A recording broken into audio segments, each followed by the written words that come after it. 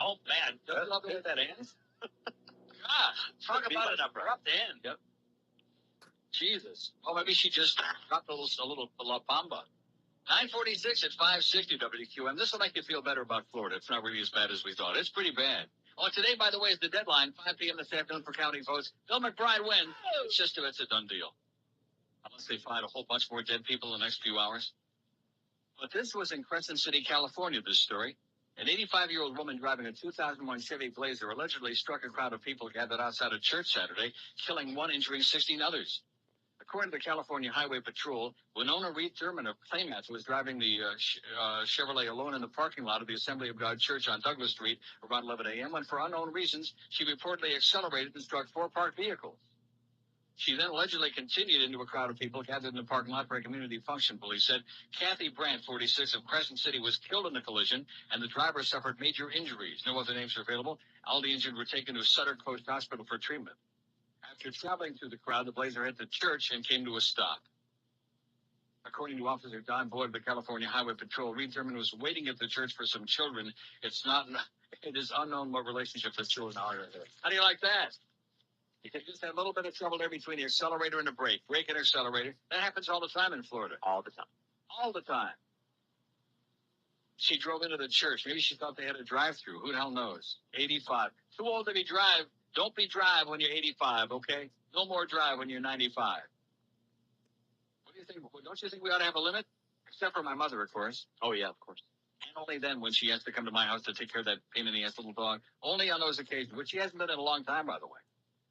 I think we better crank that idea. Probably around Christmas time again, you know? Sounds good to me. Get ready, Ma, okay? Why the hell can we have the limo pick her up and take her home? Of course, then she wouldn't be able to go to public stuff like that. I can't envision her driving around by me, you know? Are you familiar with that stretch of Sunrise out there, like west of me? It's a bit fast. No, but I'm talking about the stretch where there's like no traffic light out in front of Best Buy, right? And Amico out there between 118th and Flamingo. Yes, it's a little challenging. In fact, that whole between 118th and 136, that 18-block stretch is like a death wish. And anybody that thinks that they're going to pull out there onto Sunrise, I'll just mention that in passing, okay, Ma? Just leave a whole big bowl of food for the dog. Cronies in arms, Paul Krugman with outstanding columns in the New York Times. Again, I thank Bob for faxing it to me. But, of course, being on top of this crap, I had it right here in my hand and a little bit better copy. I'll tell you one thing. This fax is working sensationally, you know. I got my extra toner cartridges sitting back there. I got reams and reams of fax paper. I got my whole little setup here. It's great. Nice going, Neil. Thank you. Kind of like a do-it-yourself radio station, which we're used to. We got good training in that down there. Paul Krugman writes, cronies in arms, listen carefully. Put your ear right up to the radio. Put your ear right on the speaker. In February 2001, Enron presented an imposing facade, but insiders knew better. They were desperately struggling to keep their Ponzi scheme going. When one top executive learned of millions in further losses, his emailed response summed up the whole strategy: close a bigger deal, hide the loss before the first quarter. The strategy worked. Enron collapsed, but not before insiders made off with nearly $1 billion. The sender of that blunt email sold $12 million in stocks just before they became worthless, and now he's the Secretary of the Army. Oh! Dick Cheney vehemently denies that talk of war just weeks before the midterm elections is designed to divert attention from other matters. But in that case, he won't object if I point out that the tide of corporate scandal is still rising and lapping ever closer to his feet. An article in yesterday's Wall Street Journal confirmed that what some of us have long argued, market manipulation by energy companies, probably the same companies that wrote Mr. Cheney's energy plan, though he's defied a court order to release task force records, played a key role in California's electricity crisis. And new evidence indicates that Mr. Cheney's handpicked Army secretary was a corporate evildoer.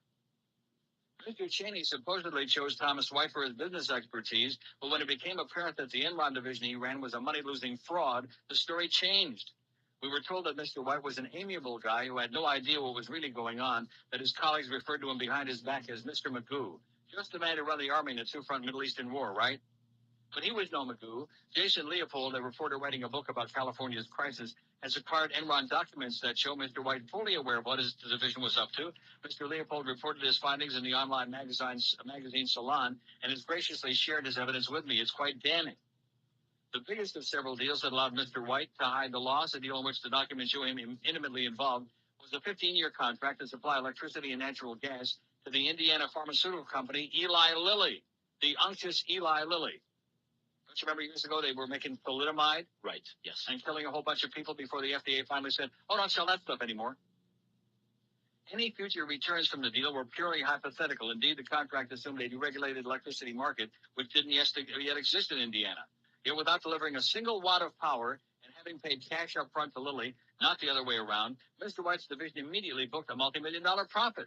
Was this legal? There are certain cases in which companies are allowed to use mark-to-market accounting, in which they count chickens before they're hatched. But normally this requires the existence of a market in unhatched eggs. That is, a forward market in which you can buy or sell today to promise to deliver goods at some future date. There were no forward markets in the services Enron promised to provide. Extremely optimistic numbers were simply conjured up out of thin air, then reported as if they were real current earnings. And even if this was somehow legal, it was grossly unethical. If outsiders had known Enron's true financial position when Mr. White sent that email, the stock price would have plummeted. By maintaining the illusion of success, insiders like Mr. White were able to sell their stock at good prices to naive victims, people like their own employees, or the Florida state workers whose pension fund invested $300 million in Enron during the company's final months. As Fortune's recent story on corporate scandal put it, you bought, they sold. It was crony capitalism at its worst. What kind of administration would keep Mr. White in office? A story in last week's Times may shed light on that question. It concerned another company that sold a division, then declared that its employees had resigned, allowing it to confiscate their pensions. Yet this company did exactly the opposite when its former CEO resigned, changing the terms of his contract so they could claim full retirement benefits. The company took an $8.5 million charge against earnings to reflect the cost of its parting gift to this one individual. Only the little people get shafted. The other company is named Halliburton. The object of its generosity was Dick Cheney. Where's Paul Krugman in today's New York Times? Just enough to make you gag your guts out, man. But we got a lot of stupid people out there. A lot of dumb people that want to get sucked into this whole dog and pony show that's going on right now. It's all a big smoke screen. And like we read in that one article, it's all been preordained ahead of time. Right. And what the hell was Jeb Bush doing it on that meeting with all those right-wing assholes? You know what?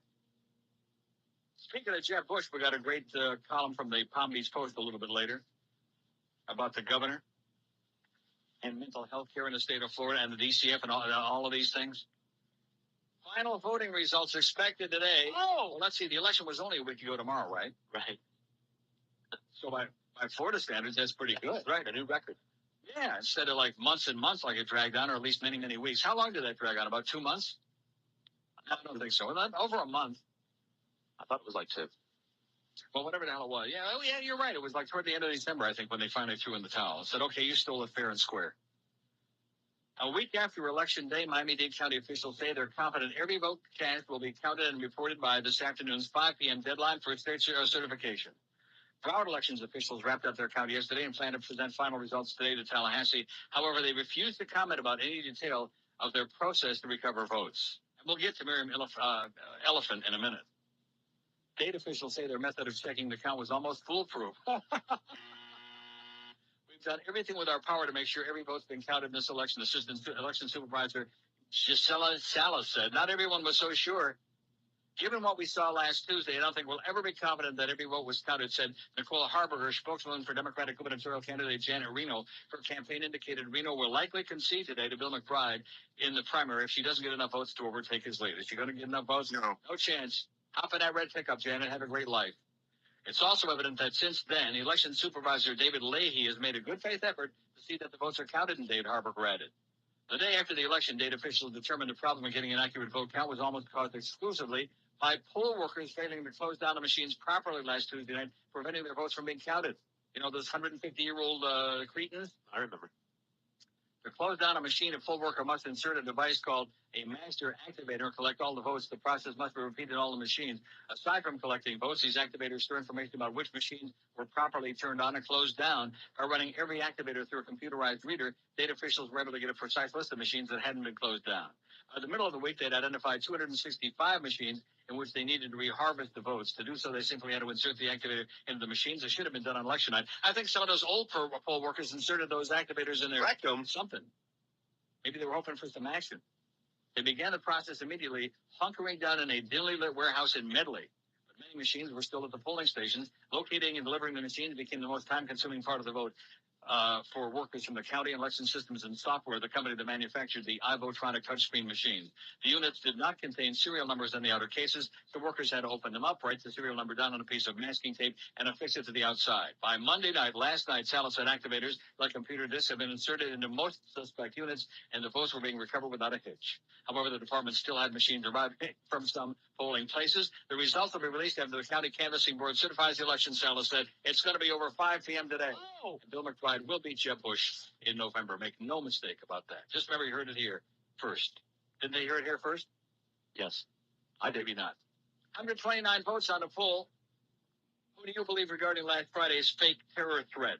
Eunice Stone, the Georgia woman, the one that was eavesdropping, listening in Shoney's restaurant, and one that notified authorities. She was doing her patriotic duty and keeping her eyes and ears open under this orange alert. You believe Eunice? 89 people, 68.9 people said yes, we believe that bitch. The 3 Muslim medical students, including that one Shmata head, 40 people believe them, only 31%. Less than a third. You turd. Hey, speaking of that, now that the summer's over, time to get serious about losing some weight. Get down to business, baby, and start looking human and saving your life. That's exactly what you're doing if you're really obese like the beast was. You're saving your life. This man, this little rotund tub of crap man, was just a waddling living thing, a creature, not even a person. He was 5'4" and weighed 284. Now he's lost 54 pounds, and he's doing it. And doing it religiously, obviously, otherwise he wouldn't be losing all of that weight. You can do the same. And the reason he's sticking to it is because it's so easy. They bring you a little black sack. They give you a sheet to fill out for each day, and you have 2 choices for each meal. And then they bring you a little black sack. They deliver it to your door, to your house, your work, wherever you want, by 6 o'clock the next morning. And in there's 3 gourmet meals, 2 delicious snacks. Everything is fresh. The best ingredients, all kind of really neat stuff. Nothing frozen, nothing prefab in a stupid little box. And like I said, the food is delicious. So if you want to really lose the weight, and of course, they do all the figuring for you. You don't have to count calories or carbs or anything else. Just call the number for Balance for Life, and you'll be losing it before you know it. Call this number right now, 954-568-3229. 954-568-3229, and get on the really proven weight loss program that'll keep you healthy, too. 954-568-3229. Check them out on the web if you like it, balanceforlife.com. Live and local. Here's Sports Radio 560 UAM. Meridians done as dirt. Hey, this is Bubba, your president that actually got elected.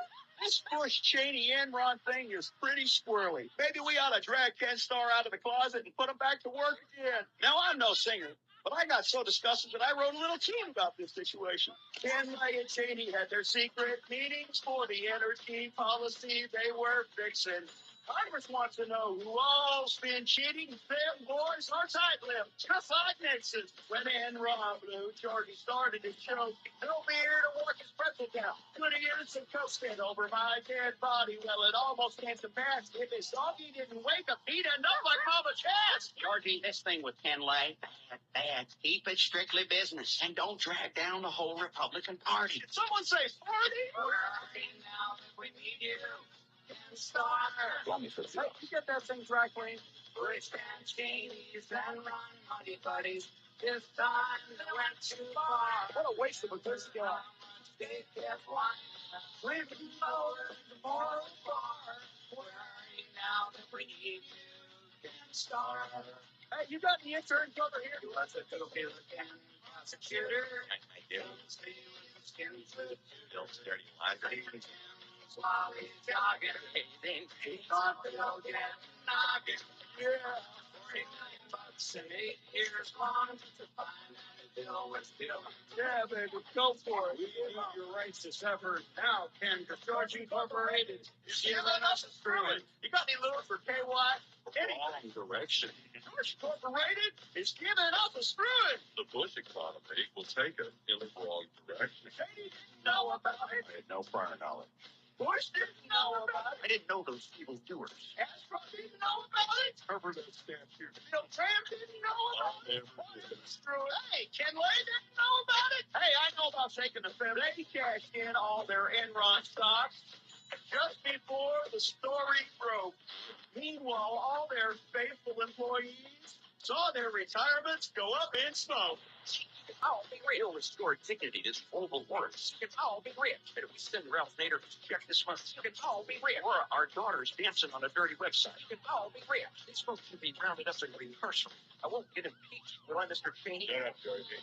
The Enron con game was quite a feat. You got the whole crooked crew sucking off of that seat. Got Bill Graham's cake being handled by his missus. Got the Enron workers getting screwed with no kisses. Limbaugh says They're adults to lose their weed.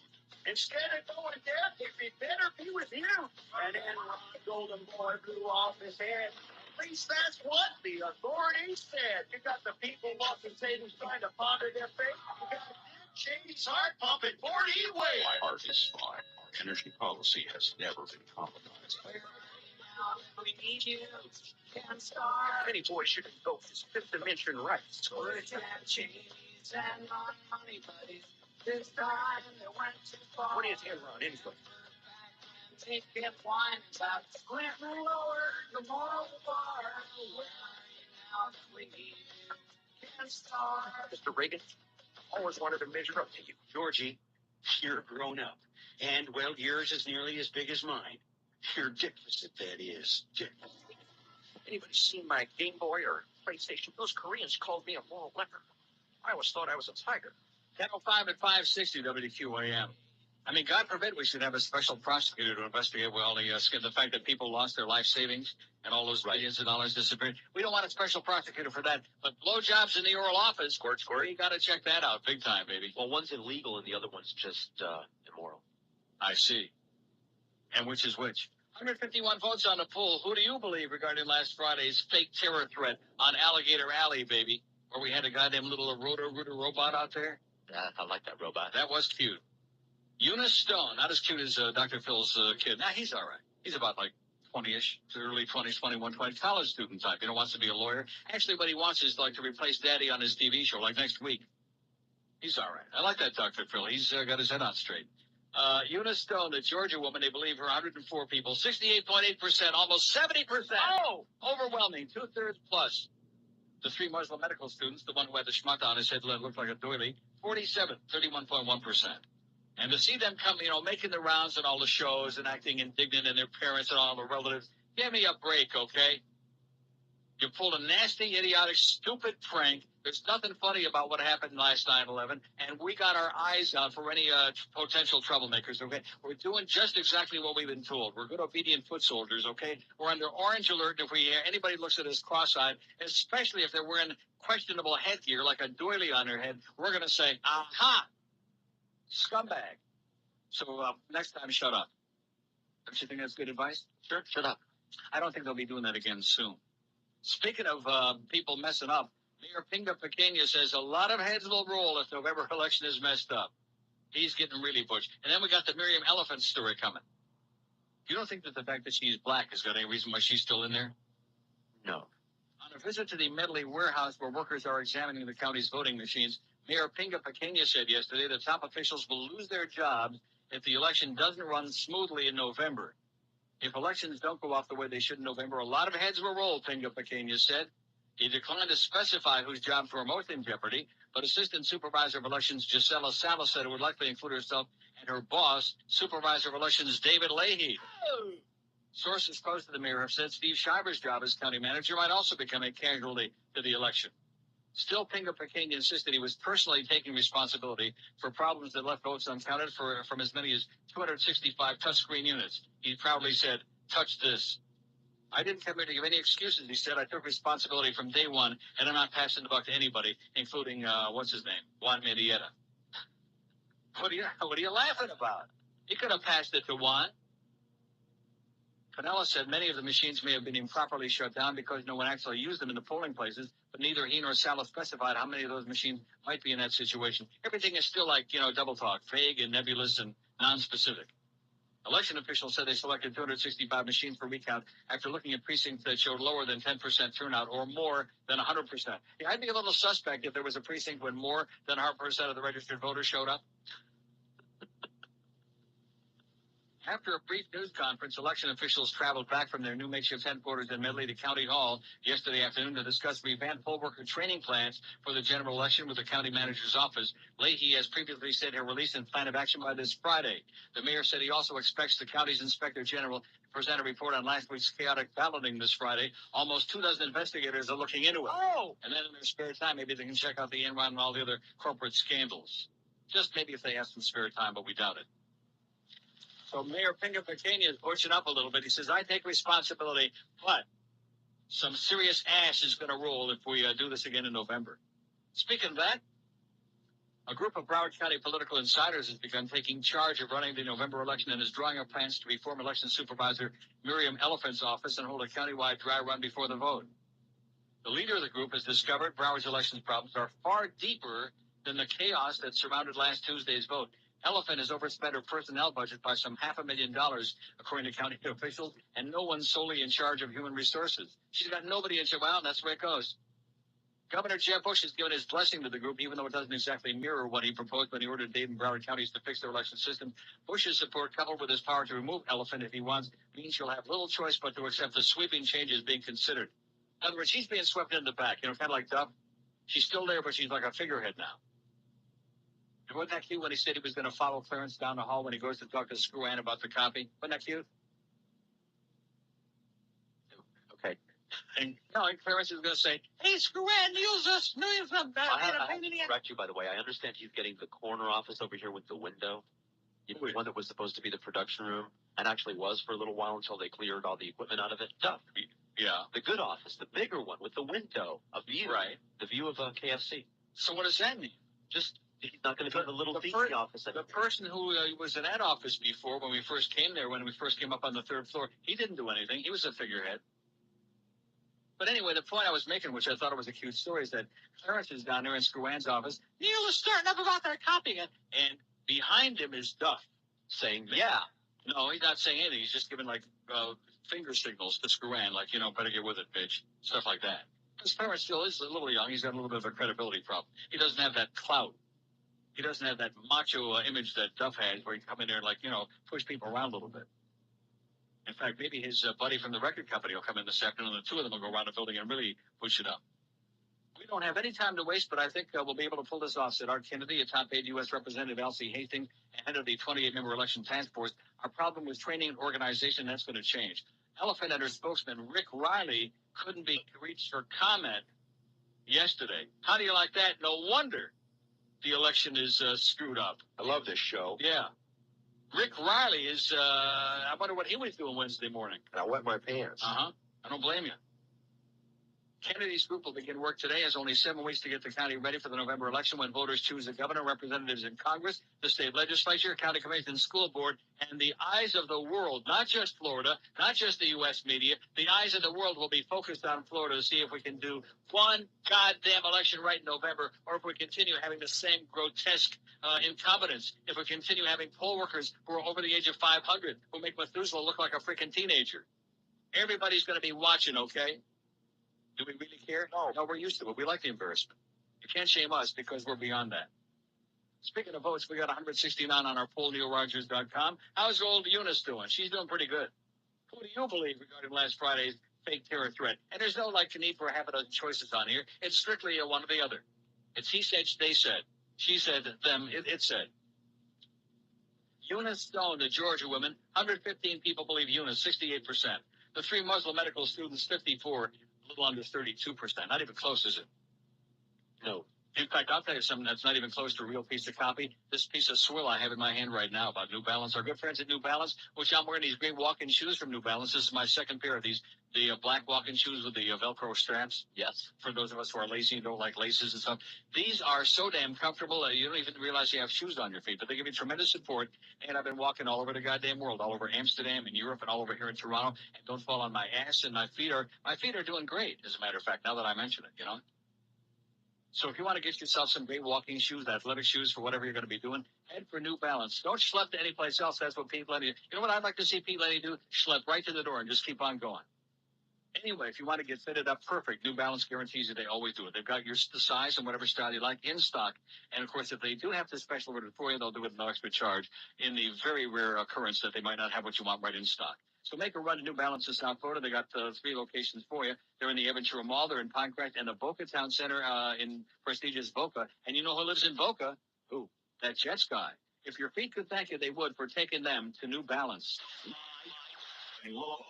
This is Sports Radio 560. In the Banana Republic, baby. Only in Miami. In theaters now, from the director of Waking Up in Reno, Bill Clinton stars in Waking Up with Janet Reno. We actually did it about an hour ago. Is there a problem? It is a serious problem. I have asked Janet Reno to look at it. Am I missing something here? She wanted to bend over backwards, and we're not through. Our traveling second show here has put us behind schedule. Waking Up with Janet Reno. Darlene and Roy need to sleep together. It'll make it even. It's like a new trade-in. She hugged me and said, Mr. President, I believe that we should do it. Yes. What a thought. 10:17 at 560 WQM. Today's the day. Finally, just a week after the, what did I say before? I thought today was Monday. I can't keep track of the days anymore. It was a week ago today. Was election day. There you go. Anyway, we got Mad Dog at Shula's this afternoon. We got Hank. Now look at that. Hank from 3 to 6:30 because there's another Marlin game, but he's got Patrick Surtain on 5 to 6. So that takes an hour out. So let's see, 3.5. So Hank's got a 2.5 hour show today. Excellent. Like I told you, we're working less and we want more money. That's the way to do it. Little lesson for all you punks out there. Marlins on deck, 6:30. Another incredibly meaningless game. And boy, what a matchup this is. The Marlins and the Spos at 7:05. There'll be a lot of Spos and Spos in that game. And then we got Eddie K after baseball. Now, what does that say on there? Look at the schedule. Look, it's a good thing that Duff came back. You know what? It says Marlins versus Expos, 7:05 to 10:30. Midnight to 2, Ed Kaplan and Joe and Mark overnight. So what's going on between 10:30 and midnight, I wonder? Oh, I sure hope not. In other words, I guess we're going to do transmitter maintenance tonight. Listener's choice. We're just okay. Listener's choice. What would you like to have on? And speaking of listener's choice, I'm just beginning to realize now that I know that it's Tuesday, that we have to make a decision now. Because tomorrow's Wednesday. Now, remember what I said last Wednesday? No. Because last Wednesday was 9/11. Boy, how soon they forget. How probably that fever went to your head. Right. It's all that you've been having. We played the bits for 2 hours from 11 to 1. Right. That's the last 2 hours. I said, hey, this is so enjoyable and so good. We had such a phenomenal response on our website that day, too, I think. Yeah. Why the hell not just do 2 hours of bits, 11 to 1 every Wednesday, make it a regular feature? What are you for it? Yeah. Tom Jickle won't like that because then I won't be reading all of these informative articles between 11 and 1. And I won't be carping about, the South Florida situation. Thank goodness I'm not talking about what's happening down there, like the voting scam and all of that stuff. Oh, and you'll be pleased that I was speaking to little Tommy. He's got 75 articles in the paper today. If you go on the Sun Sentinel website and click columns, you'll see Tom's got 142 columns just in today's edition. So I don't want to say that I embarrassed him and is starting to get his little ass in gear and writing some. It's all crap, but at least it's something with his name on it. Nice going, Tom. In fact, probably I alerted the powers that be at Sun Sentinel. The fact that he wasn't writing anything except that stupid Q&A thing every Sunday in the TV book, which he makes up the questions anyway. He wasn't writing anything. And then, of course, as a substitute for an article, it was the cooking show schedule. Well, we don't need some bald-headed geek to pay, put the cooking show schedule. Even they could do that. They could copy it out of the Herald book. There's that damn pigeon again. Oh, and wait till you hear this. Boy, there are more problems in this family, these goody two-shoes, these good Christians who are supposedly so much better than the rest of us. Neil Bush, remember him? Yeah, of course. From the Silverado, the SNL banking scandal? Yes, indeed. Neil Bush, brother of President Bush and Florida Governor Jeb Bush, has filed for divorce from his wife after 2 years of marriage. The divorce petition filed August 26th in Houston cites discord or conflict of personalities as the reason for the split, the Houston Chronicle says. Bush, 46, and wife Sharon married in July 1980 and separated in July this year, according to the suit, which was filed under the couple's initials, NMB versus SLB. In dispute is custody of the 2 of the 3 of their children, including a 13-year-old daughter and a 16-year-old son, the petition said. Daughter Lauren, an 18-year-old fashion model, was not mentioned. Bush lives in Houston, as do his parents, former President George Bush and wife Barbara. Neither he nor his attorney, Richard Flowers, were immediately available for comment. Neil Bush, 46, was banned from being involved with any savings and loan company after a company of which he was director was investigated by the Federal Deposit Insurance Corporation in 1988. He was one of 12 defendants who agreed in 1991 to pay $49.5 million in a settlement. The Bush family suffered another setback this week when police in Orlando said Noelle Bush, daughter of Jeb Bush, was under investigation for cocaine possession while attending a drug treatment center. The troubled 25-year-old was arrested in January for trying to buy the anti-anxiety drug Xanax with a false prescription in order into a treatment program. Last night, George McGovern was on with the Connie Chink for a little while. And do you remember the fact that his daughter died from alcohol? No, I don't. They found her dead in a snowbank. She had an alcohol problem, and then they were trying to compare, and of course, George being a very nice guy. I like George McGovern. He's very kind of like mealy-mouthed. And Connie was like making a comparisons, and of course, they were both going on about how we feel for Jeb Bush and his family and how tragic it is it can happen in a family. But there's a difference there. See, George McGovern wasn't a right-wing fanatic, born-again Christian who was moralizing to everybody else and telling them how they were so superior to all the rest of us. Finger-pointing goodies. Right. Finger-pointing, hypocritical assholes who have this dysfunctional family where it seems that every one of the members of their family, directly or indirectly, has got some kind of a either substance problem or a counting problem or some goddamn thing. You know what? And now Neil Bush has got a divorce problem. God damn it. Speaking of a guy that's got a problem, although his problem, they see there's good news and bad news in this Westerfield story. The jury decided yesterday that David Westerfield should die for killing 70-year-old neighbor Daniel Van Dam, the little girl who vanished from her bedroom in the first of a string of high-profile child abductions across the country this year. Westerfield, a 50-year-old engineer, shook slightly and blinked rapidly as the verdict was read, but showed no other reaction. He faced either execution or life in prison without parole for killing Daniel in February. The bottom line of this is, unfortunately, he's not going to get executed. Because they had a piece on the news last night about the fact that California only legalized the death penalty in 1977, which is why Manson's still alive. And there are 700, or close to 700 people waiting online to be executed. And the appeals take an average of about 10 to 15 years apiece. So by the time they would get to him, he'd long since died of natural causes because he's already 50. Right. So he's not going to get the needle. Superior Court Judge William Mudd can impose the death penalty only if the jury unanimously recommends it. And he also has the option of reducing the sentence to life without parole. Westerfield was also convicted of possessing child pornography. The same jurors who convicted Westerfield told Mudd earlier Monday that they were deadlocked. Defense attorneys had sought to portray the defendant as a family man who's contributed to society through his patented design work on devices used in medicine and other fields. Well, gee, that's something to take into consideration, isn't it? Sure. For about 5 seconds. Westerfield had no prior felony record, played an active role in the lives of his children and close friends. Defense attorney Stephen Feldman said, he's a good man, but for one 3-day weekend of terror, he said. He's a good man, but, he had little laughs.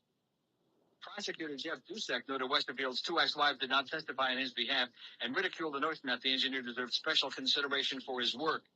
Westerfield lived 2 doors away from the Van Dam family in the upper middle-class suburb. The girl sold him Girl Scout cookies days before her abduction. Danielle was last seen on February the 1st when her father put her to bed in her second-story bedroom, decorated in her favorite colors, pink and purple.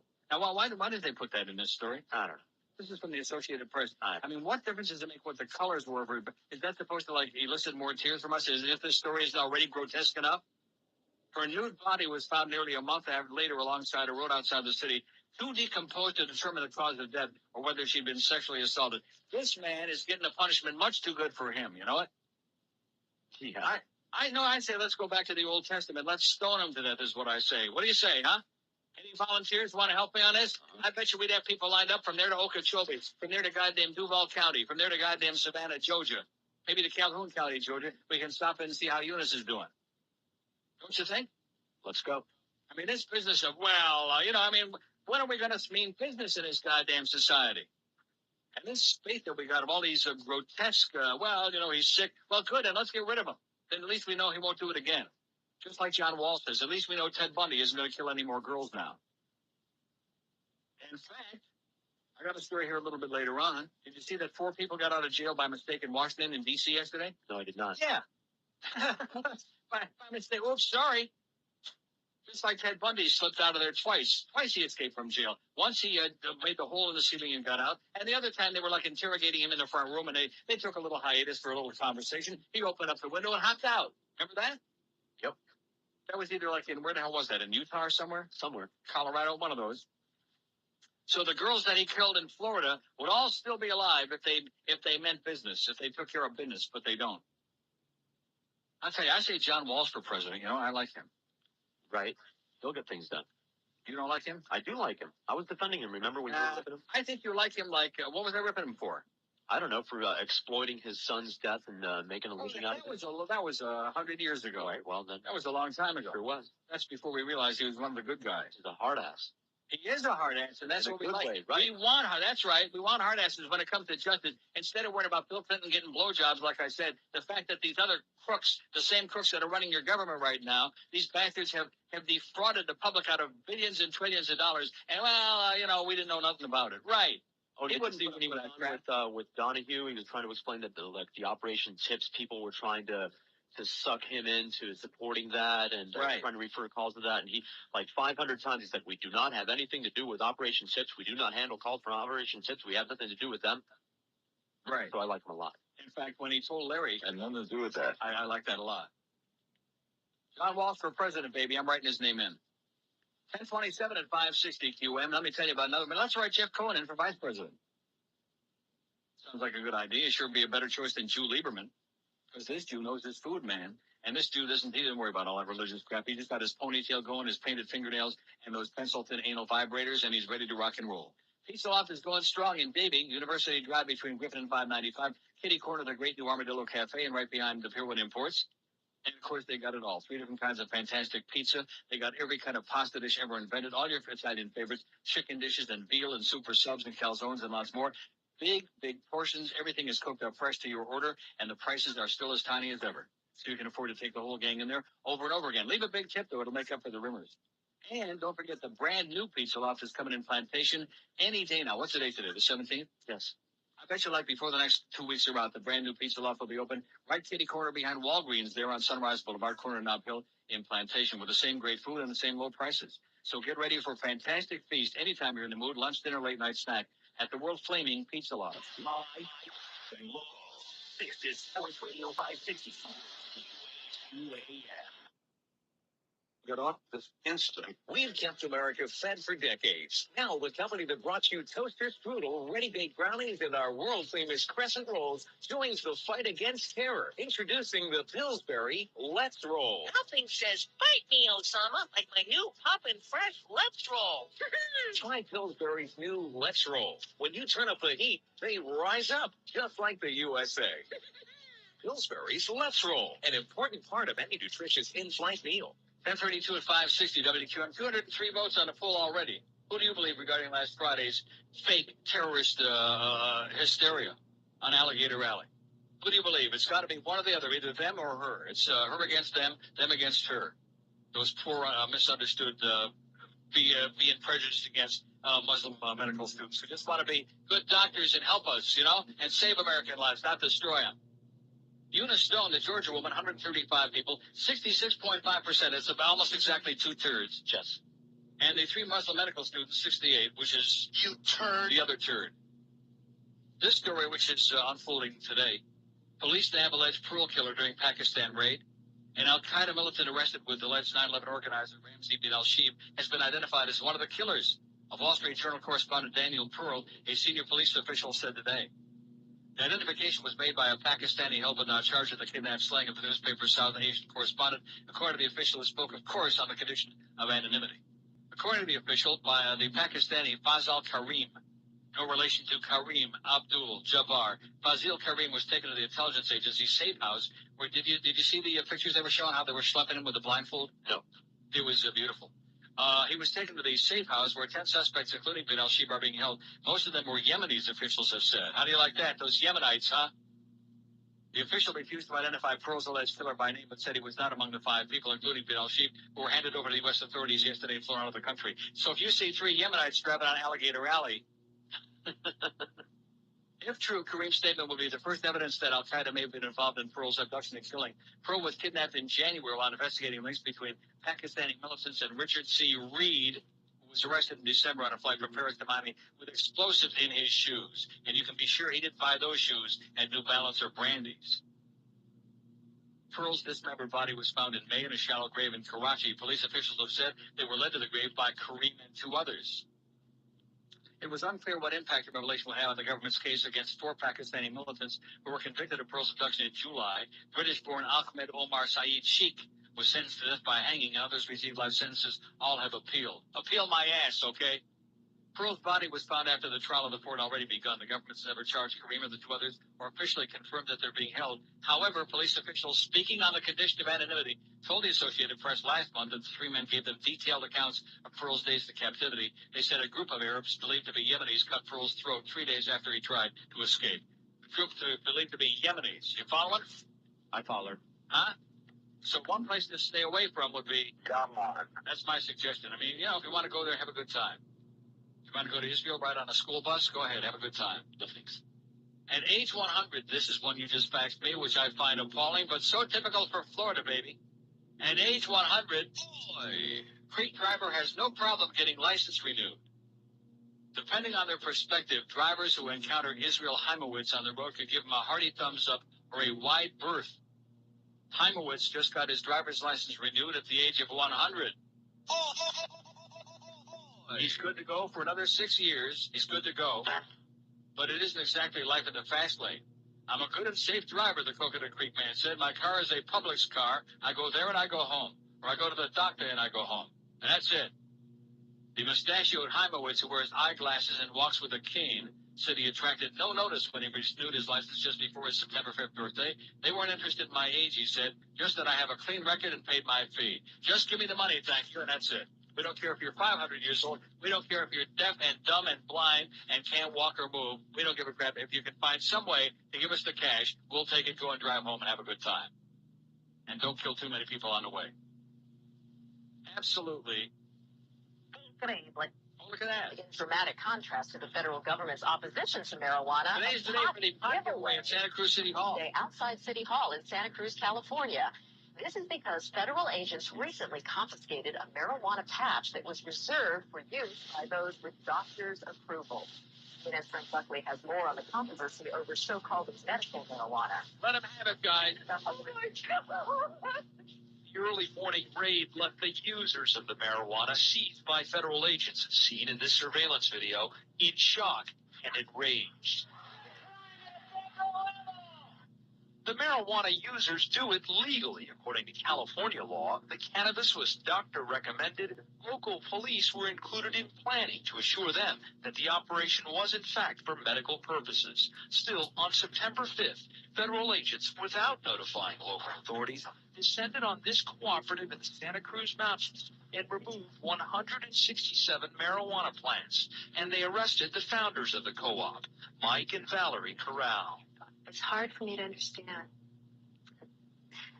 the reasoning behind actions that my government would take against sick and dying people.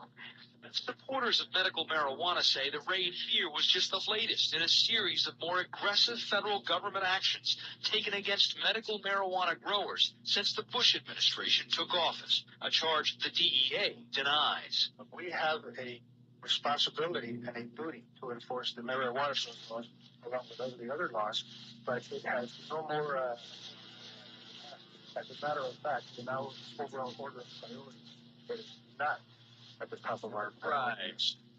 The raid rankled marijuana supporters into organizing a demonstration that will take place at Santa Cruz City Hall, where medical users of marijuana will receive their doses in public. They may be taking their case to the steps of City Hall, but they're not trying to convince the city leaders of their position. In fact, many of the city's top officials will be at the demonstration in support of the users of medically prescribed marijuana. Mayor Christopher Crone says he and others will appear to help uphold the will of voters. The will of the people is medical marijuana to those who qualify. The corrals have yet to be charged, but federal officials will have up to 5 years to decide what to do. In a sense, hasn't the government won by stopping you from growing here? No. There's a war on drugs, so to use the analogies of war, they may have won this battle, but the war is not over, and we will continue to fight. In the hills and on the streets of Santa Cruz. Frank Buckley, CNN, Santa Cruz, California. Thank you, Frank. How do you like that little update there on that story we've been talking about? Today's the day, so, and it's only 7:30 in the morning out there. Be right back. You can be out there by noon. It's 10 40, something like that. It's around 20 before 11, give or take. We got 227 votes on the poll on neilrogers.com. Oh, there's a soprano star. Spirituality and the Sopranos that you haven't even noticed. Yeah, we noticed. 227 votes. Eunice Stone, they believe, regarding last Friday's fake terror threat on Alligator Alley. Eunice Stone, the Georgia woman, 149, 65.6%. The three Muslim medical students, 78, 34.3%. They seem to be making a little bit of comeback there, you notice? A little bit. Just a little bit. Just a wee little tiny one, okay? Not as big as that schmata one where he's on the set, that doily. And that, you're right, that's exactly, I mean, if you're going to wear some fancy headgear, at least wear one that looks good, okay? That's nice. That's the fedora. Remember those fancy yarmulkes I used to have on Whammy on that awful morning show? Sure, the one with the propeller on it. Right. At least have one like the guy who started Spring Break, George, or whatever that guy's name is. I can't think of his name. Baker or whatever his name is. Okay. Candlestick maker. Hey, you want a chance to win a free bear from the Vermont Teddy Bear Company? Just sign up to be a preferred member, and that's free too. Find out more by calling 1-800-829-BEAR or visiting their website at vermontteddybear.com. If you're looking for a fun, different gift for somebody's birthday, new baby, or just want to wish somebody well, sending a Beargram gift is a swell idea. Just call 1-800-829-BEAR, and a Bear Council will help you choose from over 100 handcrafted bears, personalized just for your loved one, and delivered in a colorful gift box with a card and candy. It's a creative alternative to flowers that will be enjoyed forever because, unlike flowers, which are dead in a matter of hours, Vermont teddy bears are guaranteed for life. You can choose from bears like the new baby bear with the baby's name and birthday embroidered on the bib, or wish somebody well with a good wishes fairy bear. Oh, my God, maybe somebody will send me a fairy bear. They've got bears for hobbies and occupations, too, like the gardening bear and the cooking bear, or the businessman and woman bears. Overnight Saturday delivery is guaranteed. So call today, 1-800-829-BEAR, or shop online at vermontteddybear.com. Show you care, send a bear. The creative alternative to flowers. Call 1-800-829-BEAR, and be sure and tell them that old Neil told you to call. Live and local. It's 560. Get ready to use yours. QAM. Criminalized pot in Florida.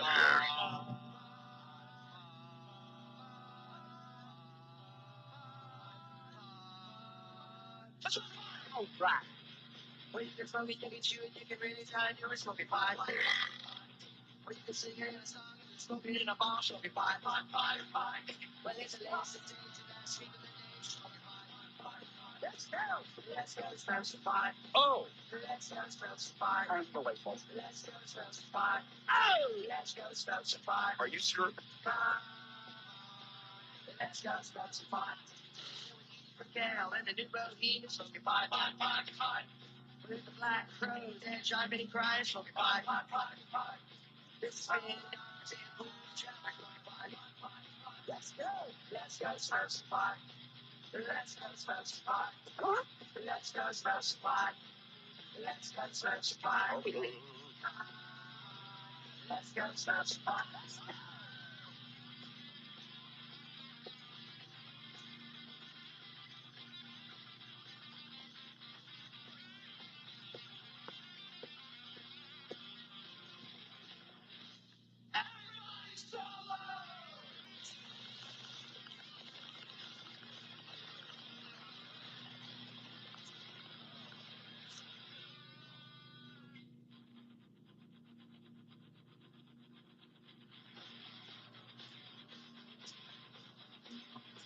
Supposed to get some words here, but I forgot because I smoked too much fine.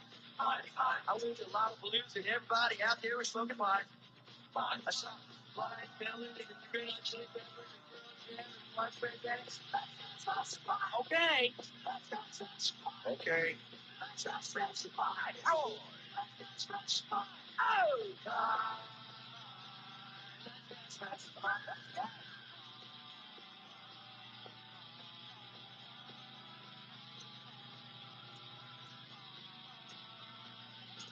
Nina Burley writes on TomPayne.com on that website, which has got some good stuff on it all the time, by the way. Yes, it does. TomPayne.com, nonsense.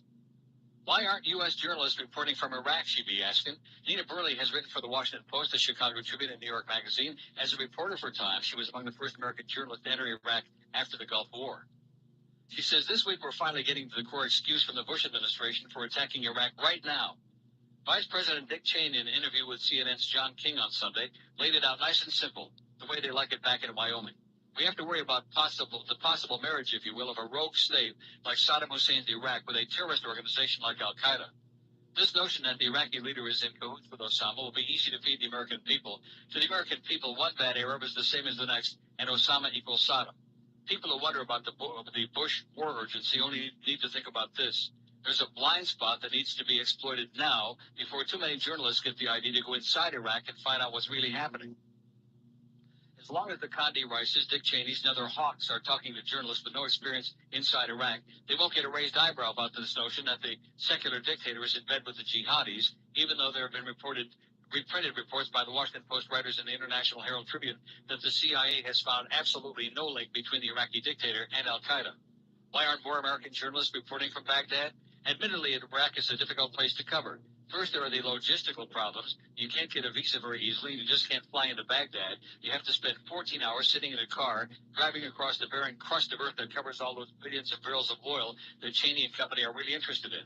Once inside Baghdad, you're assigned a minder, a sometimes very creepy member of the Iraqi government apparatus who's going to eavesdrop on everything you say and terrify any average person you happen to meet. Thus, the reporting from Baghdad is usually very slight.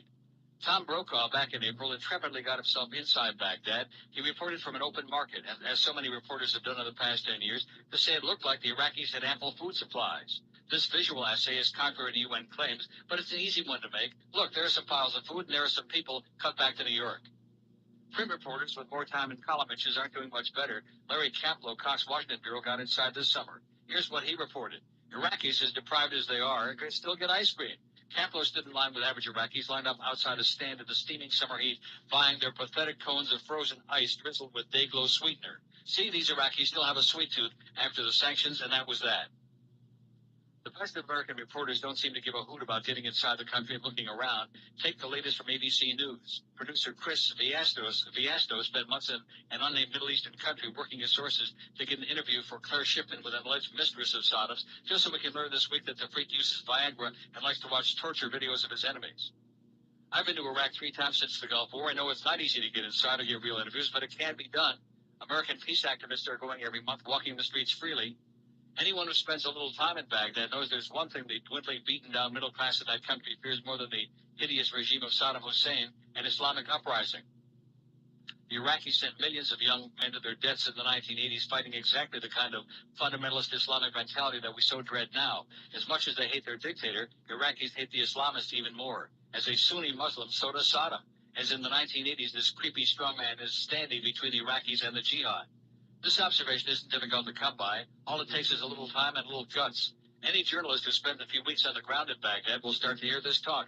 People, women especially, who've got more rights in Iraq than any other Arab country, are terrified of the jihadis in Iraq, even more than they're terrified of their dictator, with his creepy Big Brother picture staring at them from every crack and crevice of their wasted, wilted country. The trouble is that journalists with the guts and means to go and defend the country aren't doing their job.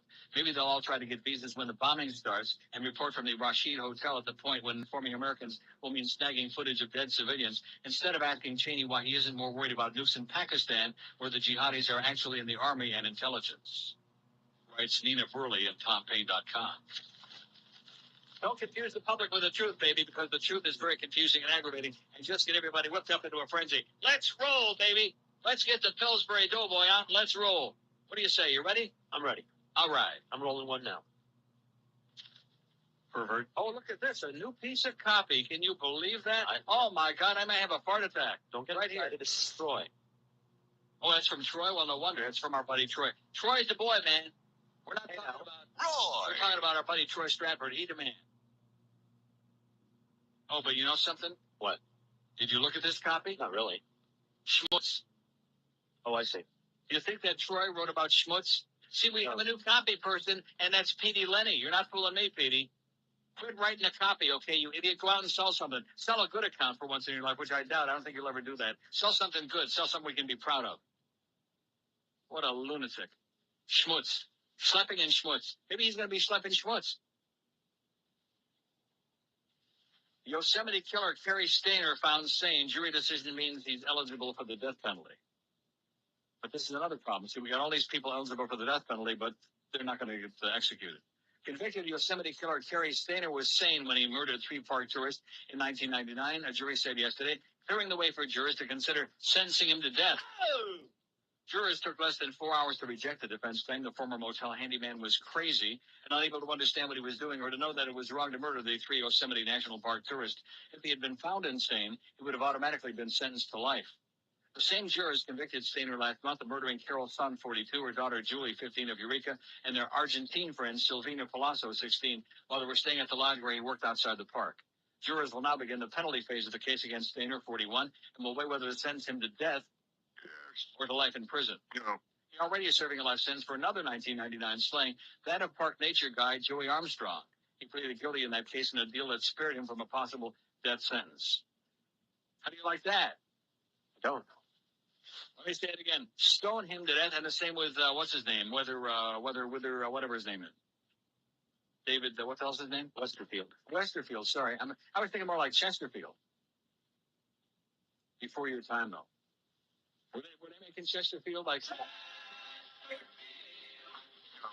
Little island full of gay romance. They wear gay sandals and they wear tight pants. Oh! Rent top to bottom every day. Blessed with the miracle of being gay. The very best of faggots in the USA. Giving big, big pleasure in a big, big way. Yeah. The very best of faggots in the USA. Giving big, big pleasure in a big, big way. Join the big switch to Chesterfield Queen. New choice of the fags of America. That's still one of my favorites. Oh, it's great. Isn't it great? I haven't played that in a coon's age, so I'm glad that I was inspired there by Westerfield and Chesterfield. See, it's a good thing that I couldn't remember his name. See how one thing kind of like leads to another? Man convicted of kidnapping honor student given life in prison. Omaha. Well, that's one of my favorite cities, Omaha. Maybe I'll go back there someday just to eat steak.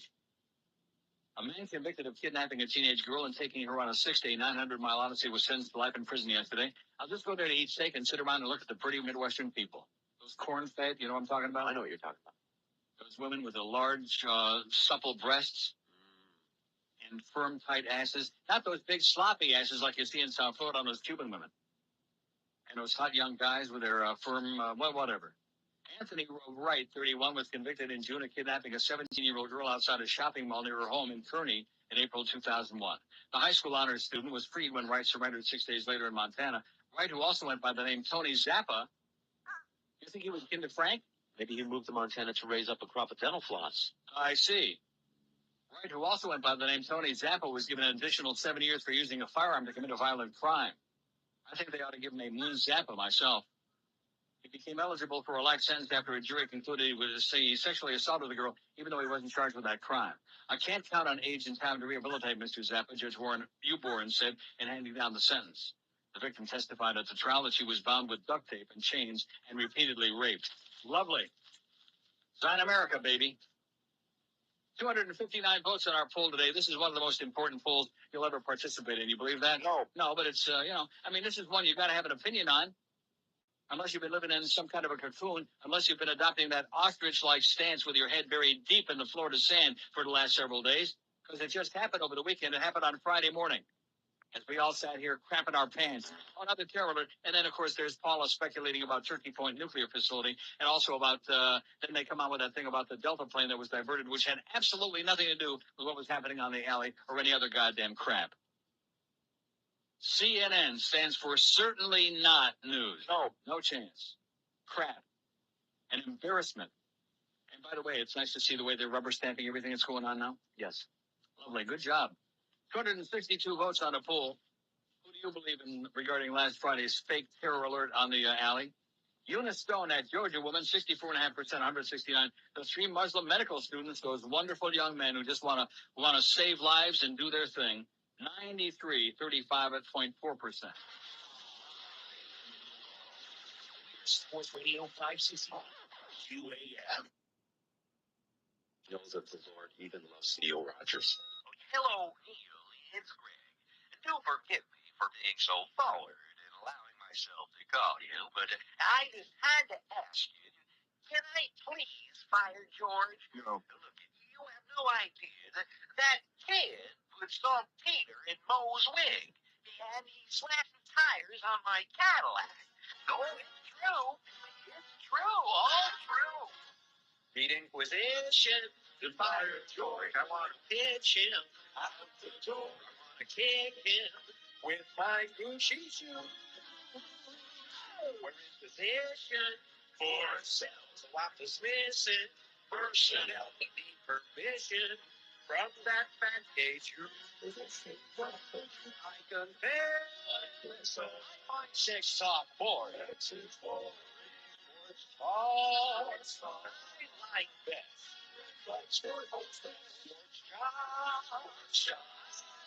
Story. I dream of Ricky Williams in a dress. Reading Inquisition. Me and Mo, they're insistent. George must go. My pants on the patient. Cause I can't get my way. And I'm wishing I could fire George down. Inquisition great. Like great for hoes. Like the guy and the pro. Back when my wife got pregnant, I practiced contraception, wore a contraceptive way down to my balls. It's been brought to my attention that it wasn't my erection and discovered that it wasn't me at all. Was that considerate? Was that nice? To discover that Greg Reed knocked up my wife. Reading with his shit, right? Unless you're snipping, sport position when sports spread their bless him. Sweaty shots for fun. Hey, Greg, how was George's notes today? Talked about winning like he does every Greg hates you. Talked about winning. But well, they're not as exciting as Sport Hall Fame. Reading position, sport assholes. Where they can kiss it, those brown holes. Can't get permission to make George go away. That's in Gucci shoes. They make the pants and they refuse when we let me suspend him for a day.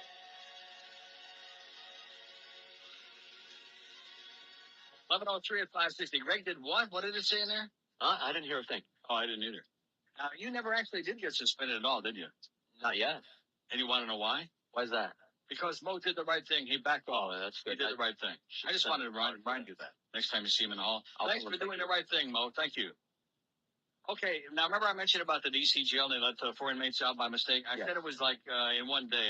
Can I correct that? Okay. You'll feel better about it. It was during a 6-day period last month. Oh, doesn't that make you feel better? Much. As opposed to just opening up the doors and letting a whole bunch of people out. The D.C. jail erroneously released 4 inmates during the 6-day period last month. Among them, a student from Pakistan who threatened to kill President Bush a week after the 9/11 terrorist attack and who should have been delivered to federal authorities for a deportation proceeding. Jail officials cited the records office, which is blamed in the mistaken release of at least 9 inmates this year, including the latest 4.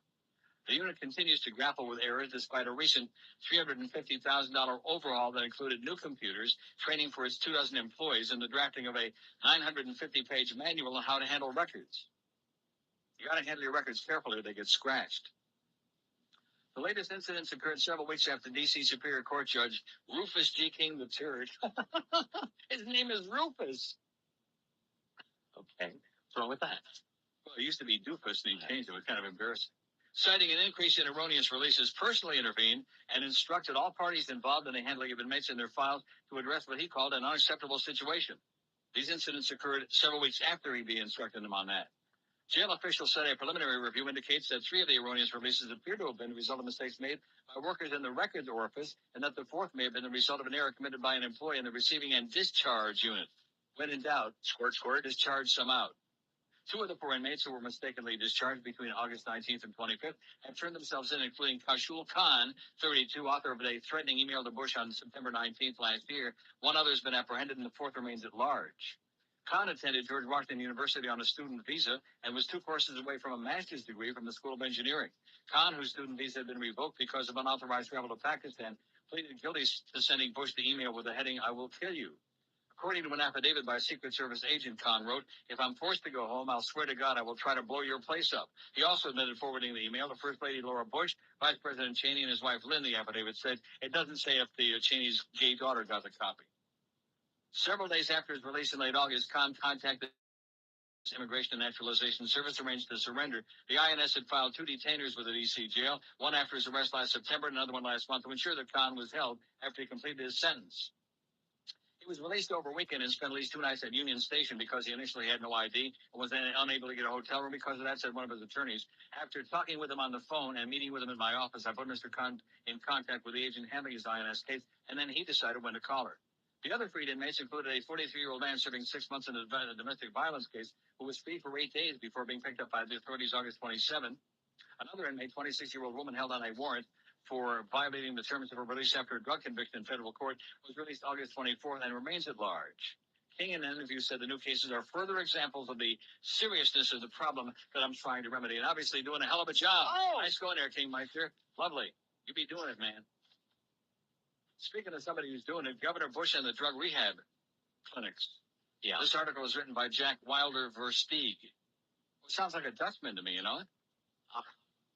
No, you don't say ach when we're talking about a Dutch. Are you What do crazy? the Dutch say?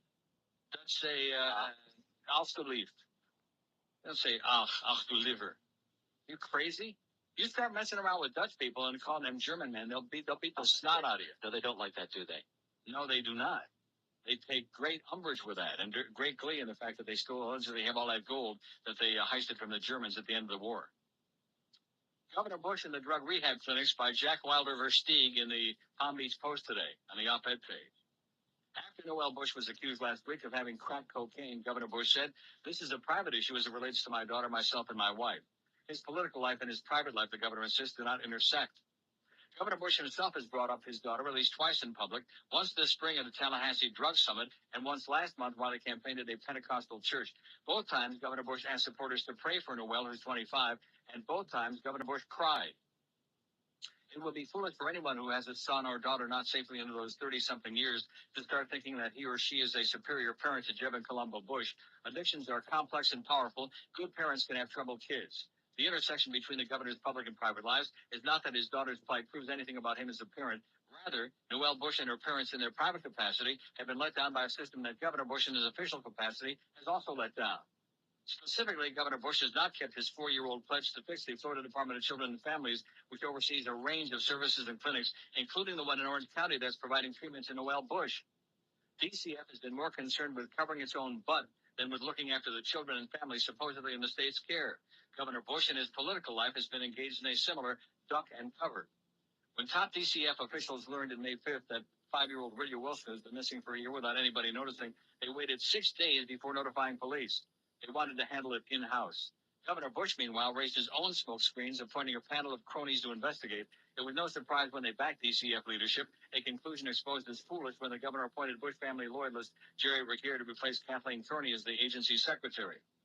The latest cover-your-ass attempt by a state-supported institution involves Noel Bush. She's being treated for substance abuse at the Center for Drug-Free Living in Orlando. A judge sent her there as an alternative to prosecution after she was arrested in Tallahassee in January and charged with fraudulently obtaining the prescription drug Xanax. The treatment facility is not part of DCF, but it is licensed by DCF and apparently shares that agency's tendency towards self-protection. Last week, a center resident tipped police that the staff had found crack cocaine in Ms. Bush's shoe. Police investigated, and one employee was providing a written statement, but a supervisor told a worker to stop cooperating, and the employee tore up her statement. Police then said they couldn't charge Ms. Bush because center employees wouldn't cooperate. The police officer said a center official told them it was standard operating procedure to handle types of situations in-house like this. Possessing any amount of cocaine is a felony in Florida. There is no in-house exemption. The Orange Osceola State Attorney's Office has subpoenaed 4 of the workers. The Herald has reported that the police report raised questions whether officials at the Center for Drug-Free Living may have given Noel Bush special treatment. But this isn't a case of Noel Bush getting special treatment. It's a case of the agency, which provides services in part with public dollars, trying to give itself special treatment. Ms. Bush is at the center precisely because she needs special treatment. It's not unusual for an addict to have lapses before treatment succeeds. The big question isn't whether Ms. Bush had crack, even though it could result in another felony charge. The question is how she got it, and whether the Center for Drug-Free Living or its employees are at fault. On Friday, a judge delayed reviewing Noel Bush's case because center employees won't cooperate. She could be sent to jail, as she was briefly in July, when caught with unauthorized prescription drugs. She could also be bounced from the program and face the original charge in Tallahassee and the other potential charge in Orlando. Dropping her from the program wouldn't help. As a father and as a governor, however, Mr. Bush should be holding the DCF and the clinics with which the agency is allied accountable. Secrecy helps bureaucrats and politicians, not drug treatment clients. Good article by our Dutch friend, Jack Wilder Versteeg, in the Palm Beach Post today. How do you say Pretty good that? stuff, huh? I beg your pardon? What do you say yes in Dutch? Yeah. Really? Yeah. And we're just making that up? No, I was not. Nay. Nay is no. Oh, yeah. is yeah. Or how about yes? 289 votes on our poll. Who do you believe regarding last Friday's debacle? The fake terror threat on Alligator Alley. Eunice Stone, the Georgia woman, the eavesdropper, the lady who was doing her civic duty. 183, 63.3%. The three Muslim political medical students, 106, 36.6%. How come those numbers start changing like in their favor now? Do you have any idea? Have to raise one eyebrow about that. Have to look askew and askance at that. Remember Governor Askew? Yes, I do, Reuben. Oh, that sounds good. You know what a nice Reuben? Oh, yeah, doesn't it? From the pickle barrel? 12 minutes after 11 at 560 WQM. Mattress shopping is a total waste of time. I keep yelling it. I'd like to put up a billboard, tell you what's wrong with some of you people out there that don't get the message. I mean, why would you want to go schlepping around, get ripped off, and not wind up getting what you want in the first place and play potluck with your health and your back when you can get you the best mattress in the world at an unbeatable everyday low price from our friends at Dollar Mattress by making one easy phone call. That's it. 1-800-MATTRESS, MATTRES. You'll be immediately, if not sooner, connected to a bedding expert who really knows their crap, and they'll hook you up with exactly the kind of mattress you want and the name brand that you love the most, and they only carry the top brands in the world. They've got Serta, Sealy, Simmons, King Coil, all the top makers in the universe. And when you call Dollar Mattress, you pick the day in the 2-hour window for delivery any day, 7 days a week when it's convenient for you when you're going to be around instead of sitting on your can all day praying and hoping that somebody eventually might show up. And they also give you that unbeatable 30-day in-home comfort guarantee so you can test your mattress the smart way by sleeping and rolling and doing stuff on it. So pick up the phone and call them right now. They'll be there in no time at all. And you and your back will have a big smile on its puss. You ever have a smile on your back? Maybe in lipstick. Call 1-800-MATTRESS, toll free, 1-800-MATTRES, or check them out on the web if you like at mattress.com. This is Sports Radio 560. UAM. By the way, Troy, I want to bang you in the butt, honey. Mother, I fear you have stayed your perfect reputation. But you're still smart. Full stack hold out in the transport bus. Mother, I fear all of your insider information has landed you inside the tubes. Mother, you're through. Silver handcuffs adorn your hands as they take you away. And you're all alone in the thick of it since you have pissed off everyone around you. Pretty girl, take a good look around you. Take a good look around yourself. Great Richard Blackwell with lilac potpourri and floating candles. Pretty girl, Mother, I fear that you've lost your giant corporation. Now that it's gone, we won't get tipped on grading the lawn.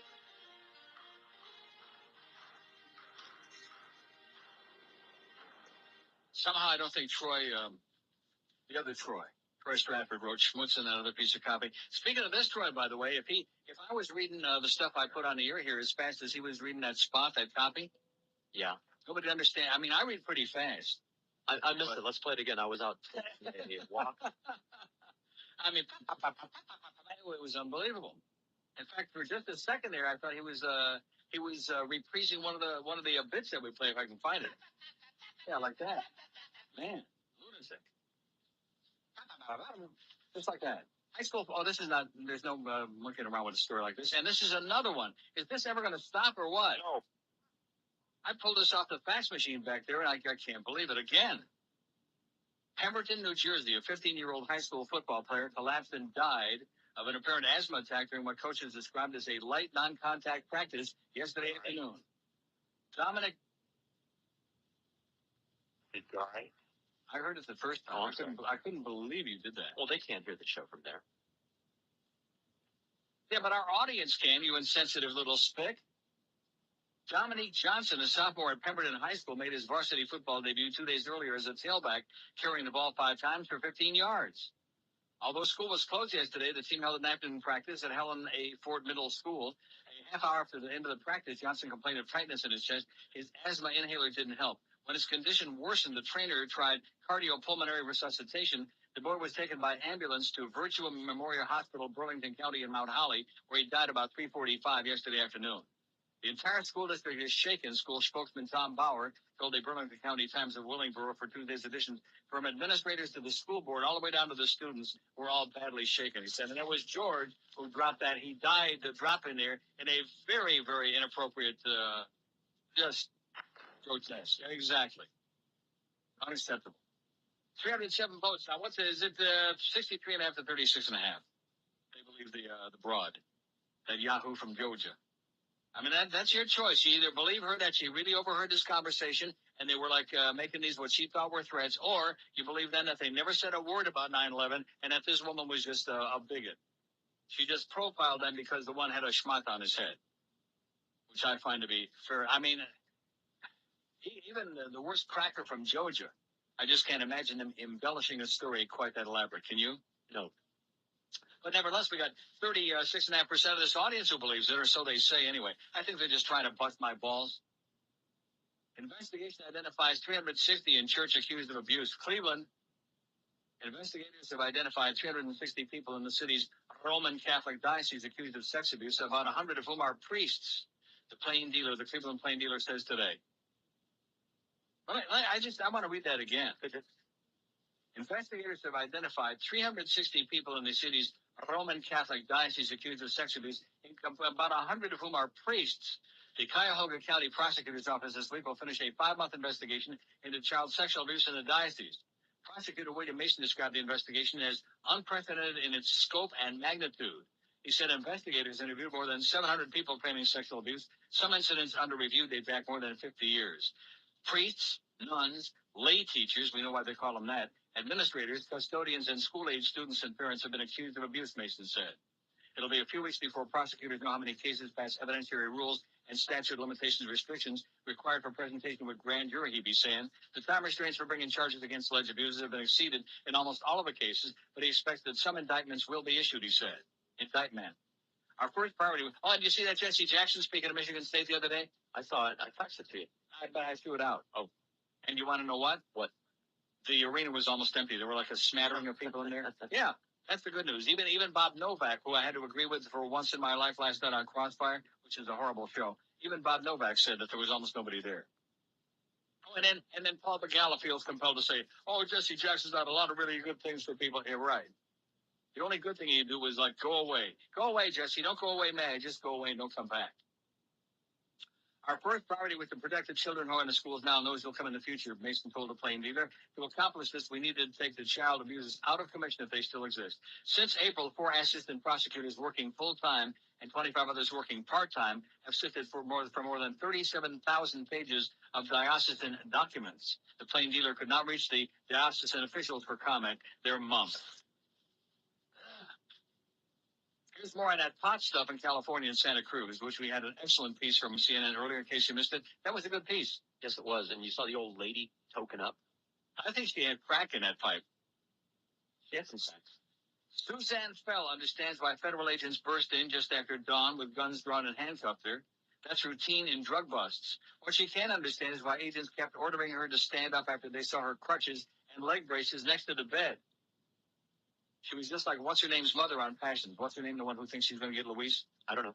I can't think of her name. That's when her blood pressure spiked and she felt chest pains. The agents refused to call an ambulance as File 42, Suzanne Fell, whatever it is, disabled by polio. That she can't forgive.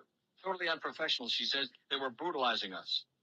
Outrage over a September 5th raid at a medical marijuana cooperative in the coastal hills north of here festers beyond the terminally ill patients who use marijuana to ease pain, which California law allows. The rate is the latest, perhaps the most controversial collision of federal law and the nation's growing medical marijuana movement. In this fascist goddamn freaking country, baby, that all of you people are so willing to take your tax dollars and go fight some ungodly war in some ungodly place so that the oil can get sucked up by the Cheney and Bush buddies.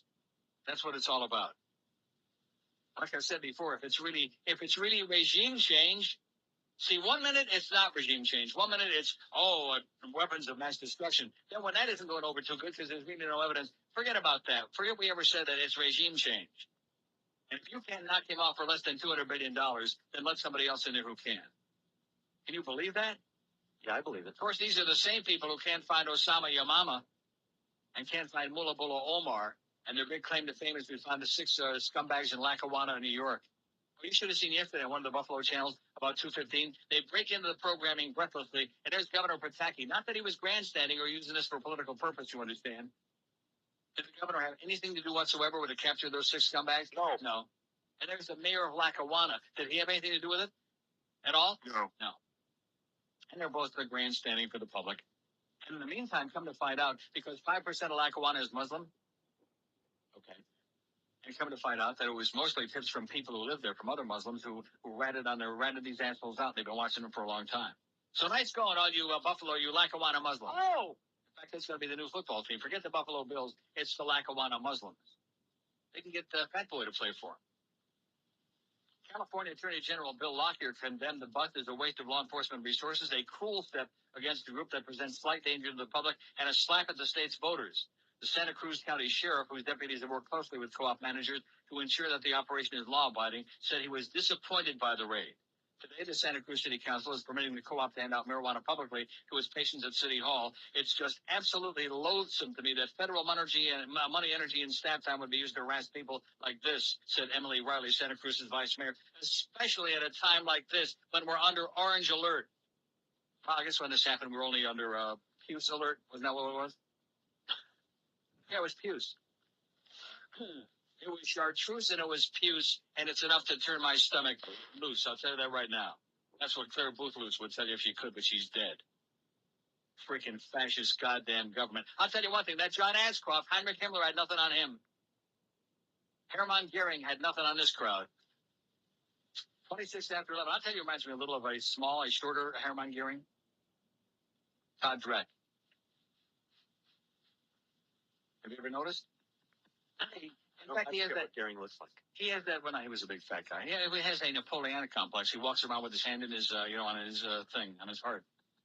Maybe he's just saying the Pledge of Allegiance. Hey, you're going to be writing some copy for us, Todd, because you're a piece of dreck. You're living up to your name. You suck. You blow. You bite. You make me ill. You are the most useless excuse for a human being that ever walked the face of the earth, okay? That ever crawled around. You're like slime. You're like an oozing amoeba.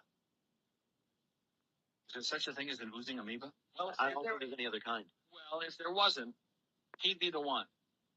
Let me tell you how you become a high-paid computer professional. You sure as hell don't call Todd Dreck, because he won't give you any meaningful information. All he'll give you is double talk and hop on your scale to get a free weight job. Anyway, if you want to get a really good school and help you become a computer professional and start making some really good bucks, call our good friends at Fast Train. They're nice people. They love me. They love this show. I guess they get pretty good results from the show. But how they stay with us, I have no idea, because Todd Dreck is so derelict in his duty and refuses adamantly in a militant way to do anything to help these people. To give us, even if he wrote it on a piece of toilet paper, which he could wipe his ass with, by the way, no matter what he did, it would be an improvement over the pathetic excuse for a job he's done for our close personal friends at Fast Train, where you can complete your program and get certified in just 4 short months. And they have 4 convenient locations in Dayton, Broward, including the new ones in Pembroke Pines and now in Kendall. So if you want to learn your stuff, if you want to become a computer professional, if you want to get out of your dead-end job, if you want to walk up to Todd Dreck and slap him right in a little puss, don't forget, where there's no sense, there's no feeling, call our friends at Fast Train toll-free, 1-866-FAST-TRAIN. That's 1-866-FAST-TRAIN. Or check them out on the web if you like at fasttrain.freaking.com. Sports Radio 560 UAM. I wouldn't believe a word Neil said if his tongue was notarized. Woo. Hiya, Pally. Sorry, high boy, I didn't see you in there. Don't look, okay? I'm naked. Well, at least close the door, will you? I can't. Well, don't go looking in the door. I spread my legs when I splat. My cheeks are touching the floor. Don't want nobody to see me like that. I'm reading the paper in the handicap store. Please don't come in.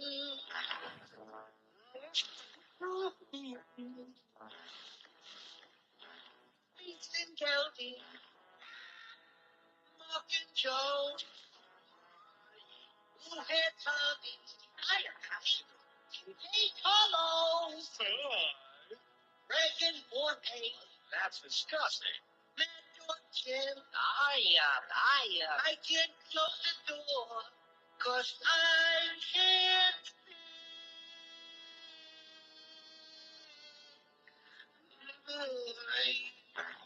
Don't go looking in the door. I'm dropping toys in the well. Please don't turn around. Try to ignore. I like the doo-doo smell. I'm in here making with my pants on the floor next to my chin.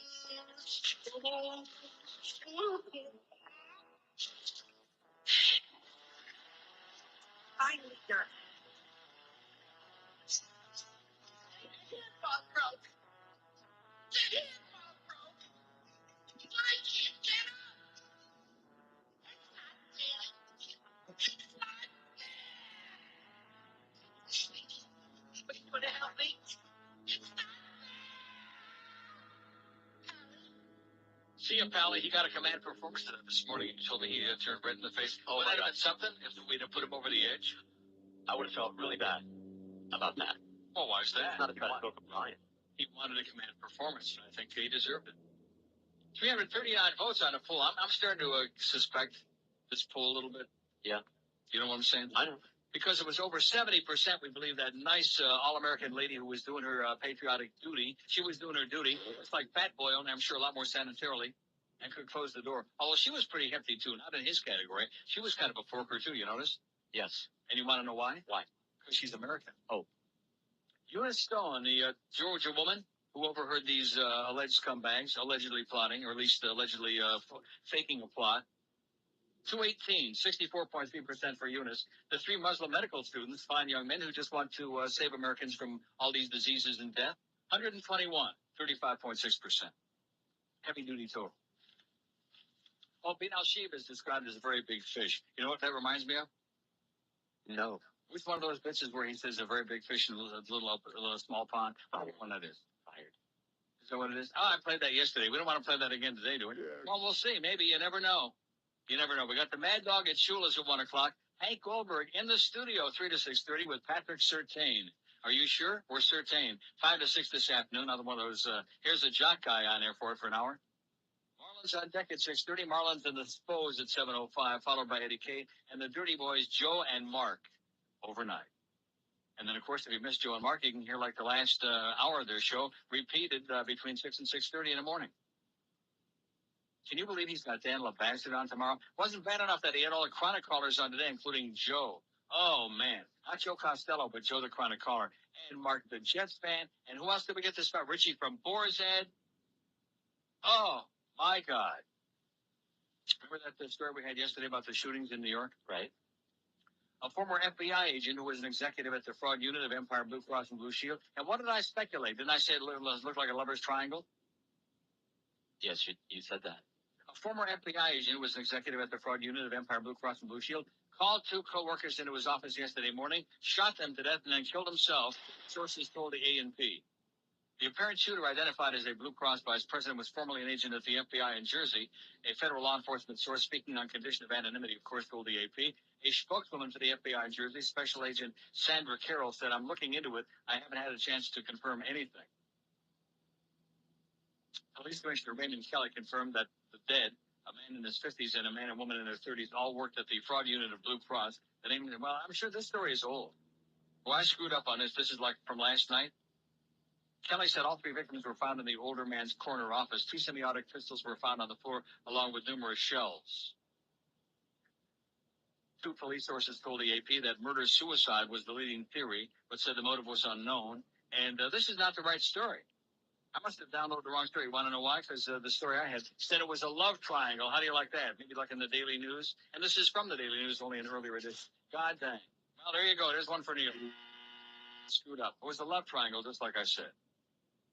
Brevard officer faces charge in prostitution sting. An 11-year veteran of the Brevard County Sheriff's Office has been charged with soliciting a prostitute after he offered an undercover deputy $20 for oral sex, police said. Sergeant Lee, $20, that's pretty cheap, ain't it? I got that. You got $20 for giving head? Oh, for giving? Boy, you are. You're still a little under the weather. Tell Moses bring you some more good drugs. Sergeant, I shouldn't have said that. Sergeant Lee Elliott, 60, was among 17 people arrested early Sunday during an undercover prostitution sting in Cape Canaveral, police said. The undercover operation was conducted by Brevard Sheriff's deputies. It's a shock, spokeswoman Joe Heller said. Elliott was released early yesterday on $500 bail from the Brevard County Detention Center and suspended from police duty. He faces a maximum of 60 days in jail if convicted of paying $20 for oral sex. 60 days in jail. Can you believe that? It's a little fish. Sheriff later accepted a letter of retirement from Elliott. A spokeswoman from the sheriff's office said the Florida retirement system in Tallahassee will determine whether he'll collect retirement funds or not. Yeah, let's string him up, okay? He got a blowjob. Woo! Speaking of that, I better do the break. But the next story from CBSNews.com, America would be relieved to hear that primetime TV is straighter. All right. Don't you feel better now, more secure? Yes, especially after that comment you made about giving blowjobs. 20 till 11 at 560 WQAM. This is the last time I'm going to hold. In fact, you know what I should have done with that fast train copy and this one? I should have turned them both up after I finished with them. Wouldn't that have been a good idea? See, I want to give like a little message out there to Skippy or Scott or whatever this punk's name is. You come into the station, you have absolutely no clue what the hell, who's on first or what's going on. It would seem to me that if I'm on your position and I inherit all of these fine accounts from Brian Schmutz, who did a wonderful job selling this show, although a marginal job with copy because it's not the QMF and way. But if I would have inherited all these good accounts and was getting the commissions on it for doing basically nothing, I would be bending over backward to make sure that I did something positive, that I serviced the account, I talked with the people, I wrote some new copy, I gave some fresh ideas. I did to make sure that the people would stay on the air. So I'd continue collecting that nice commission check. You follow what I'm saying? What are you saying? But obviously, he fell under the spell of the rest of the QM sales department, other than Troy Stratford, who's our only good guy. And they told him, don't pay any attention to that fat faggot. He'll just keep fumbling his way along. You just keep taking a commission, man. Or else go to P.D. Lenny. He'll write some spot about Schleppin' and Schmutz. Schleppin' Schmutz.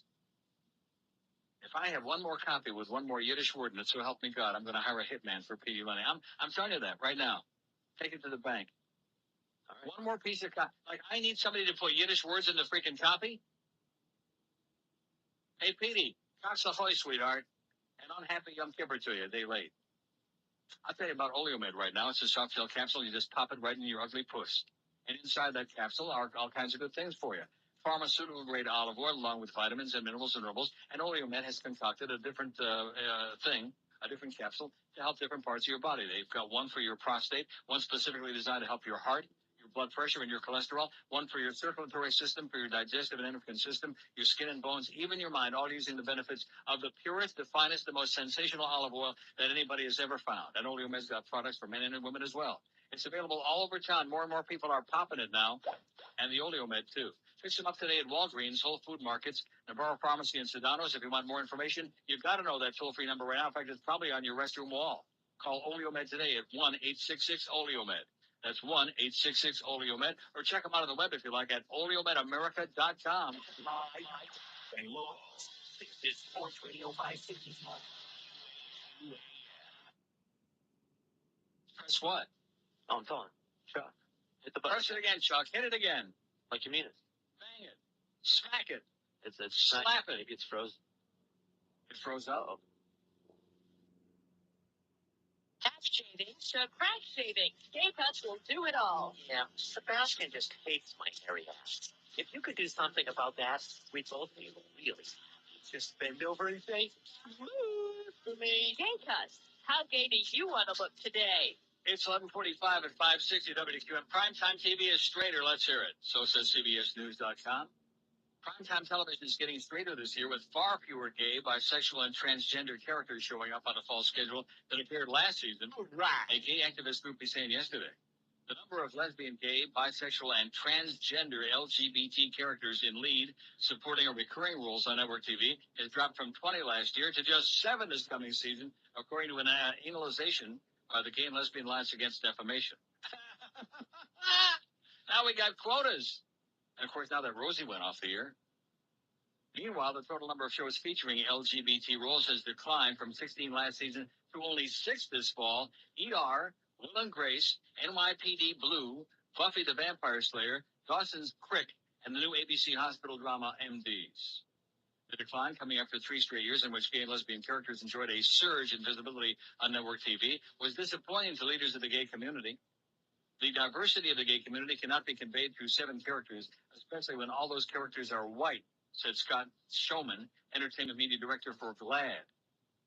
Much of the decline is due to the fact that 11 shows with gay and lesbian characters last season failed to make it back on the schedule this fall, including Spin City, Felicity, Once and Again, The Ellen Show, and Dark Angel. Were any of those shows any good? No. In addition, the only 2 series to feature a bisexual and transgender character, that 80... See, God is punishing you for that drop-in you did on that story about the little kid that died playing football. God is punishing you, man. Okay. I'm telling you right now. He doesn't waste any time. He sends you a message. Just like Joey Zaza are going to send you a message. Okay? God is sending you a message. Don't be making little jokes about kids dying playing football. In addition, the only 2 series to feature a bisexual and transgender character, that 80s show and The Education of Max Bickford, respectively, were both canceled last season. Wasn't that with Richard Dreyfuss? Yes. With Mr. Holland's penis or whatever that Yes. movie was? Showman suggested that Gay's primetime presence may also have suffered from programming choices by networks looking to offer more comfort food to an American public unsettled by events of the past year. That's what we want, is more comfort food, more pablum, something soft. I believe they're programming for comfort, and that's very, very narrow programming. And the gay and lesbian community, like all of the minorities, don't bring a lot of comfort in the eyes of the programmers, he said. No, and that's because we're dangerous. Oh. Yeah, and that's why I like it, being dangerous. This year's declining presence of gays and dykes on broadcast TV reverses a trend in which the number of LGBT portrayals ran between 20 to 24 for each of the past 3 seasons, Showman said. Not only do gays remain scarce on primetime shows, shows featuring homosexual characters that manage to achieve a hit status fail to spark the kind of imitation seen by other television genres, Showman said. Television and telephone. The networks are not copycatting the success of shows with gays and lesbian characters like Will and Grace, the way they copycat medical dramas, for example, or westerns, or cop shows, or detective shows, Showman said, or stupid quiz shows. Karen Aransky, or so-called real, what do they call them? Reality shows. Oh, reality-based crap. Karen Aransky, head of the multi-ethnic coalition of civil rights groups pressing for greater racial diversity on network TV, said the decline of gay and lesbian characters in primetime fits a larger pattern. While there are fewer minority portrayals on television, the accuracy of the representation decreases, she said in the statement. By contrast, cable TV offers a far heavier concentration of gay characters on the smaller number of shows, with a total of 22 LGBT roles counted on 6 shows this coming season. Oz, Sex and the City, 6 Feet Under, and The Wire on HBO, The Shield on FX, and Queer as Folk on Showtime. You know, I saw Queer as Folk last night for the first time. Yeah, and? About 3 minutes, and I went back to another show. Okay. Weak. Queer. No, it was just weak. It was just exactly what you'd expect.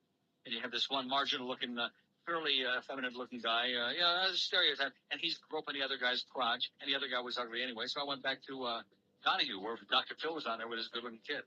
He's not a kid. His son is like, I would say 23, 24. He's getting older by the minute. And he's going to take over that show pretty soon. We'll start watching. You could just see the look in his face when Donahue kept asking the kid, well, what do you want to do? What are you going to do with your education? You're going to get a law degree. Well, I want to knock Dr. Phil out. He just started the show. He wants to knock that out there and take over the show. I'll guarantee you get bigger numbers. Gay's network visibility is due to grow again early next year when 2 new shows debut as mid-season replacements. The CBS sitcom Charlie Lawrence, starring Nathan Lane as a gay actor turned congressman, and the Fox series Oliver Bean, about an 11-year-old boy who is revealed in flash-forward scenes to be gay, though he doesn't know it yet. Singapore announces the arrest of 21 terror suspects. Authorities in Singapore announced yesterday that they arrested 21 men for alleged terrorist activities and that the men were members of a Southeast Asian organization, Jemaah Islamiyah. That's it, Jemaah Islamiyah. That's based in Indonesia. It's got ties to Al-Qaeda. The Singaporean government, which thwarted a plot to bomb the U.S. Embassy last December, provided scant details yesterday beyond saying that some of the men had trained at camps in Afghanistan and that they'd conducted reconnaissance and surveys of selected targets on the instruction of the JI leadership, Jemaah Islamiyah. The arrest came as American investigators gather evidence that Jemaah Islamiyah, which is headed by the radical Indonesian cleric Abu Bakar Bashir, is better organized and able to carry out acts of terrorism than they realized, and that Mr. Bashir has been directly involved in terror activities. And by the way, Mr. Bashir, Kushmir in Puffas. Okay? How do you like that, huh? Is that in the copy? That's exactly what it says from the A&P. Ever shop at the A&P? Not in this state. How about Piggly Wiggly? In How about Dominion? Well, I love my Dominion store. Oh, that Dominion, baby. I'm serious. It's so new and so beautiful in there. You could lick the floor. They got a selection. They got stuff. And they also have Nestle's turtle in there in gigantic half-gallon tubs.